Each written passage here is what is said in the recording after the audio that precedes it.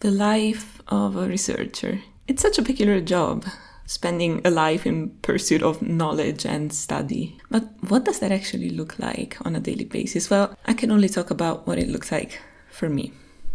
Of course, I tend to wake up in the morning, and it's generally around 6 a.m. because that's when I figured out that I am most productive.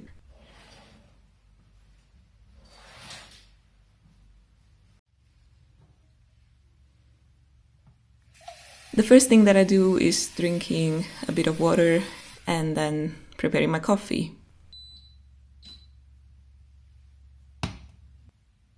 Then I realized that I cannot really function properly unless I wake up my body a little bit, so what I tend to do is to do some stretching first thing in the morning.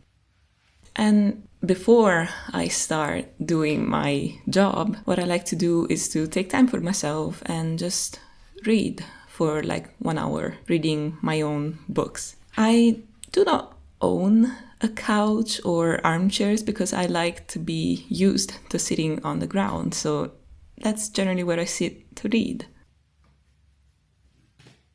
And after I'm done with my reading time, what I go ahead to do is finally get ready to start the day. And the first thing that I need is to check my ketone levels, because if I'm in ketosis, that's when I'm the most sharp and that's how I can work the best.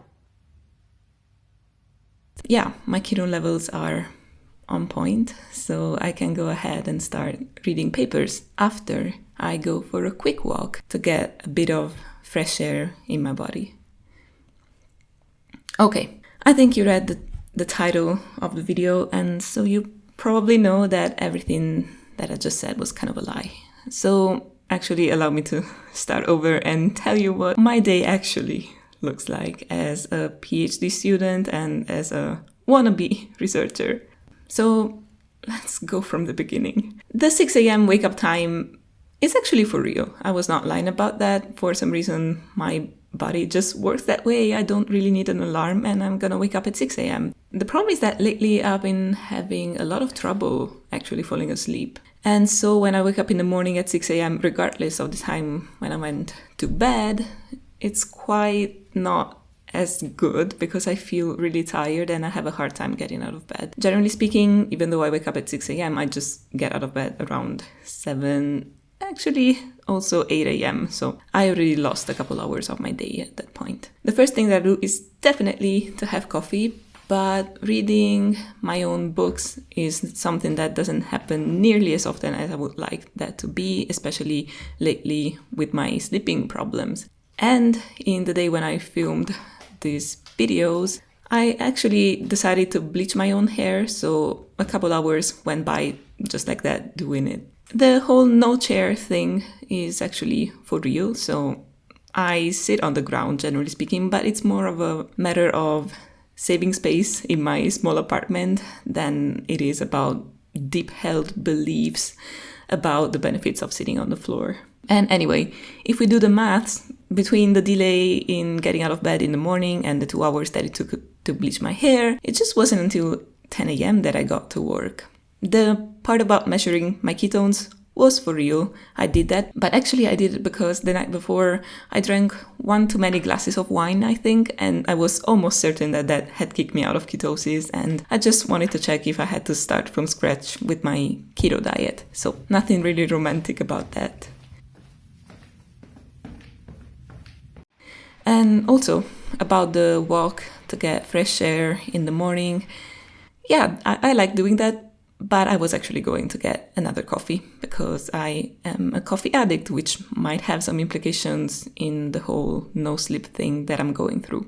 So here I am at 10:30 a.m. when I finally managed to start working, and to be honest, from that point onwards, what my day looks like is just reading papers, sitting at the desk, occasionally having some Zoom calls, and depending on the project that I have active at the moment, I may be involved in doing some coding or running some experiments or trying to plot some graphs, writing papers, or supervising students that are doing maybe their bachelor or master thesis projects. To be honest, it tends to be a mix, actually, of all of these things.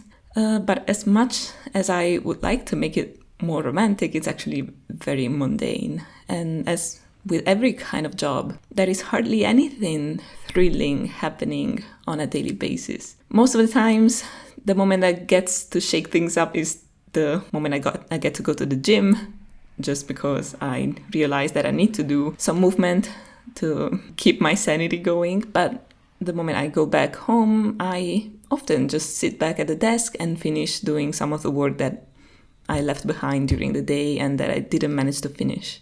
And as it turns out, research is kind of just like all other jobs, all about small incremental changes that potentially and quite frequently are met with setbacks and frustrations. And at the end of the day, the progress that you might have is just that you have a small graph that highlights something that you were looking for. But some other days it may very well not look anything like that. You might have a paper rejected. You might find out that the experiments you were running actually do not really work, that the code you were trying to run is broken somewhere, it's buggy, that you are very late for the deadline that you had in mind in the first place because you still didn't manage to find proof of what you had hypothesized. And I'm speaking from experience because all of these things happened within just a few months that I've been doing my PhD in. And there's nothing that will prevent them from happening. I think it's just gonna be a matter of accepting this. So at the end of the day, sometimes it really just looks very overwhelming to realize the divide between the big project that you have for the end of your PhD and the small everyday details that actually move that progress forward. But to be honest, that's also, as much as it is frustrating, it's also the reason why I really like all of this. Because for so long before starting the PhD, I used to really romanticize the idea of this job. But it is really liberating to realize that PhD, just like any other kind of job, is an all too human process. And that as big as it might be as far as the end goal is concerned, on a daily basis, all you have to do is just to be consistent and do the job and be ready to have a lot of setbacks and to have a lot of frustrations and accept the fact that most of the times you're really not going to do as much progress as you were thinking that you might do at the beginning. But at the end of the day, that's just what makes it beautiful, at least for me. And hopefully it makes it interesting for you as well.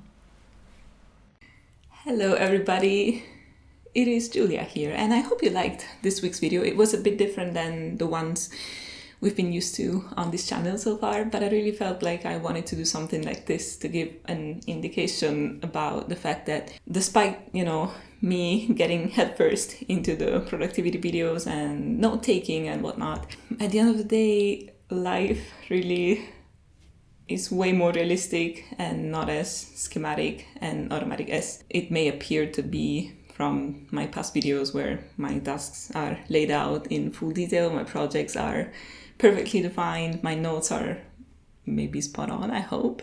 In reality, even if that might be true, which is not probably, I just wanted to give you an indication about the fact that productivity, I think, can look something like this, a day in which nothing really happens. I'm sitting in front of my laptop and I sometimes get very close to crying because I'm frustrated about things not working and things like that. And I think it's normal, and I think it's very important for people, maybe people doing research or maybe people doing their own jobs at home in this moment, just to realize that I think it's really way more normal than the internet shows us every day. So I hope this was a reality check that makes people feel better with their productivity habits and their, daily life.